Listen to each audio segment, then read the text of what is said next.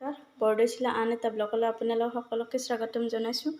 আহকচোন আমি আজি এটা নতুন ৰেচিপি আৰম্ভ কৰোঁ, আপোনালোকৰ লগত শ্বেয়াৰ কৰোঁ।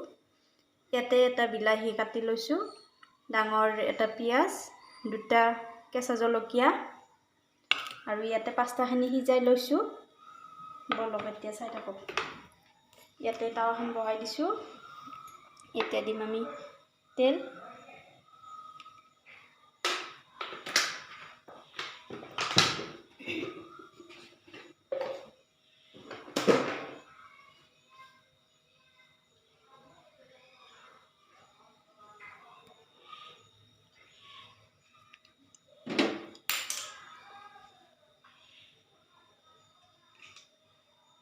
আমি ইয়াতে দিম গোটা জিৰা অলপমান,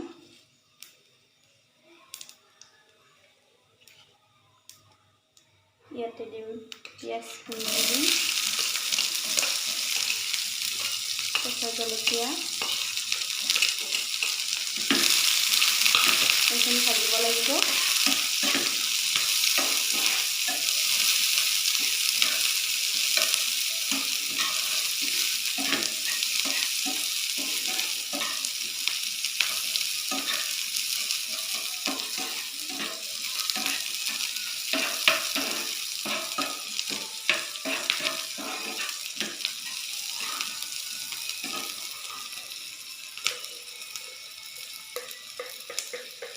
প্ৰয়োজন অনুসৰি হালধি গুড়া, প্ৰয়োজন অনুসৰি নিমখ,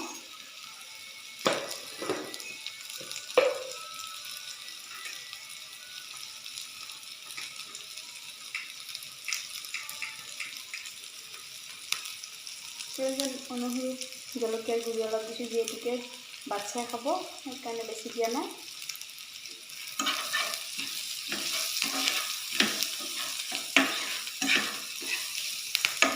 ভিডিঅ'টো ইফালে চাই থাকিব।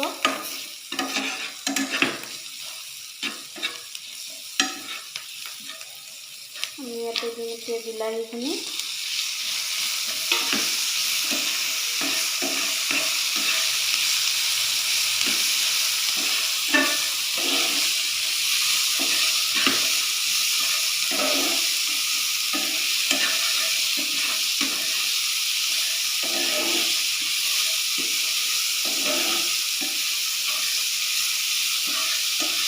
বেলেগ বেলেগ ধৰণেৰে বনাব পাৰি, কিন্তু মই এনেকৈয়ে বনাওঁ।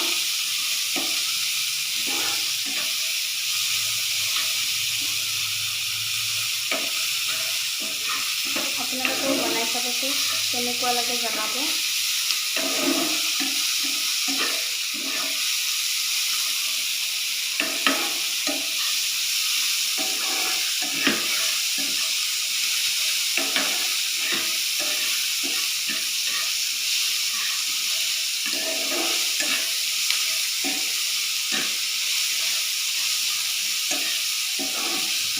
অলপ সময় ভাজিব লাগিব এইখিনি।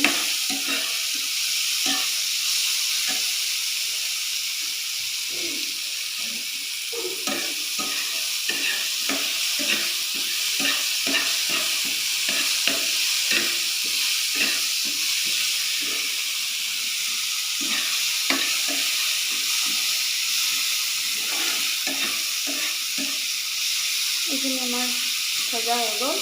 এতিয়া আমি ইয়াতে দিম সিজাই থোৱা পাস্তাখিনি।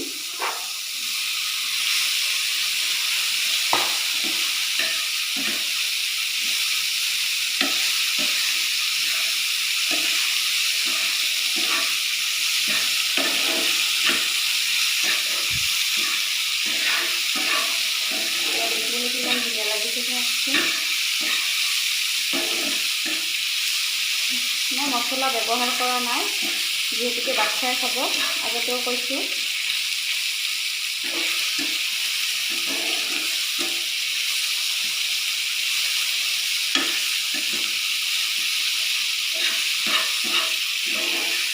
বহুত সহজ ৰেচিপি হয়।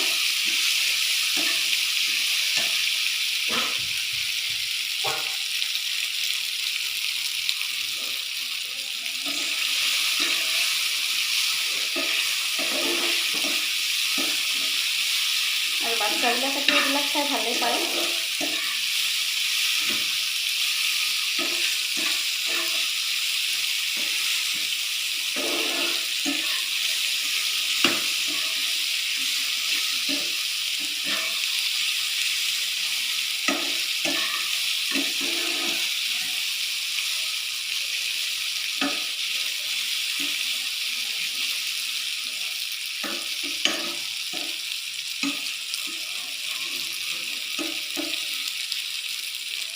এয়া চাওক দেখিবলৈ কিমান ধুনীয়া লাগিছে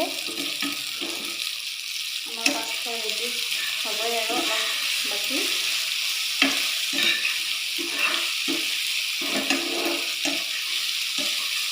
আপোনালোকে মছলা ব্যৱহাৰ কৰিও খাব পাৰে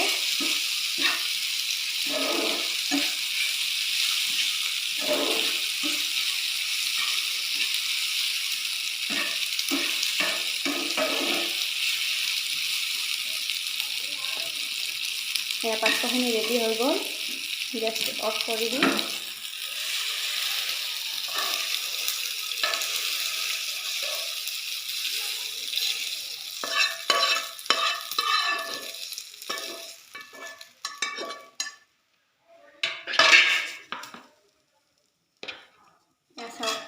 আমাৰ পাস্তা ৰেডি হৈ গ'ল আজিৰ ভিডিঅ'টো ইমানেই আছিল আজিলৈকে সমাপ্ত কৰিব লাগিব আপোনালোকে শেষলৈ চোৱাৰ বাবে ধন্যবাদ আৰু যদিহে ভিডিঅ'টো চাই ভাল পালে লাইক শ্বেয়াৰ আৰু ছাবস্ক্ৰাইব কৰি দিব আজিলৈ বাই